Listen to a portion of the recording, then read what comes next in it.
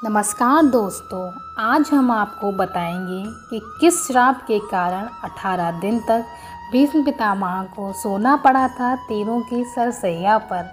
बात प्राचीन महाभारत काल की है। महाभारत के युद्ध में जो कुरुक्षेत्र के मैदान में हुआ, जिसमें 18 असुरी सेना मारी गई। इस युद्ध के समापन और सभी मृतकों को तिलांजलि देने के बाद पांडवों सहित श्री कृष्ण पितामह भीष्म से आशीर्वाद लेकर हस्तिनापुर को वापस हुए। तब श्री कृष्ण को रोककर पितामह ने श्री कृष्ण से पूछ ही लिया कि हे मधुसूदन, मेरे कौन से कर्म का फल है जो मैं सरसैया पर पड़ा हुआ हूँ। यह बात सुनकर मधुसूदन मुस्कुराए और पितामह भीष्म से पूछा, पितामह आपको कुछ पूर्व जन्मों का ज्ञान है या नहीं। इस पर पितामह ने कहा, हाँ श्री कृष्ण, मुझे अपने 100 वर्ष पूर्व जन्मों का ज्ञान है कि मैंने किसी व्यक्ति का कभी अहित नहीं किया। इस पर श्री कृष्ण मुस्कुराए और बोले, पितामह आपने ठीक कहा कि आपने कभी किसी को कष्ट नहीं दिया, लेकिन 101वें पूर्व जन्म में आज ही की तरह तुमने तब भी राजवंश में जन्म लिया था और अपने पूर्ण कर्मों से बार बार राजवंश में ही जन्म लेते रहे हो। लेकिन उस जन्म में जब तुम युवराज थे, तब एक बार आप शिकार खेलकर जंगल से निकल रहे थे। तभी आपके घोड़े के अग्रभाग पर एक करकेटा एक वृक्ष से नीचे गिरा।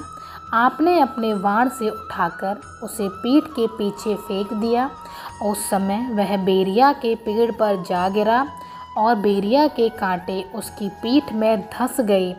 क्योंकि पीठ के ही बल जाकर गिरा था, करकेटा जितना निकलने की कोशिश करता उतने ही कांटे उसकी पीठ में चुभ जाते और इस प्रकार करकेटा 18 दिन तक जीवित रहा और यही ईश्वर से प्रार्थना करता रहा, हे युवराज, जिस तरह से मैं तड़प तड़प कर मृत्यु को प्राप्त हो रहा हूँ, ठीक इसी प्रकार तुम भी होना।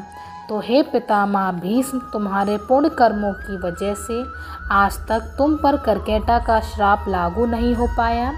लेकिन हस्तिनापुर की राजसभा में द्रौपदी का चीरहरण होता रहा और आप मूक दर्शन बनकर देखते रहे, जबकि आप सक्षम थे उस अबला पर अत्याचार रोकने में।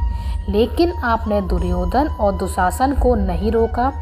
इसी कारण पितामह आपके सारे पुण्य कर्म क्षीण हो गए और करकेटा का श्राप आप पर लागू हो गया। अतः पितामह, प्रत्येक मनुष्य को अपने कर्मों का फल कभी न कभी तो भोगना ही पड़ेगा। प्राकृतिक सर्वोपरि है, इसका न्याय सर्वोपरि है और प्रिय है। इसलिए पृथ्वी पर निवास करने वाले प्रत्येक प्राणी और जीव जंतु को भी भोगना पड़ता है और कर्मों के अनुसार ही जन्म लेना होता है। तो दोस्तों, कैसी लगी आपको आज की ये हमारी कहानी? कृपया कर हमें कमेंट बॉक्स में लिखकर बताएं और हमारे चैनल को ज़्यादा से ज़्यादा लाइक कीजिए, शेयर कीजिए और सब्सक्राइब कीजिए। धन्यवाद।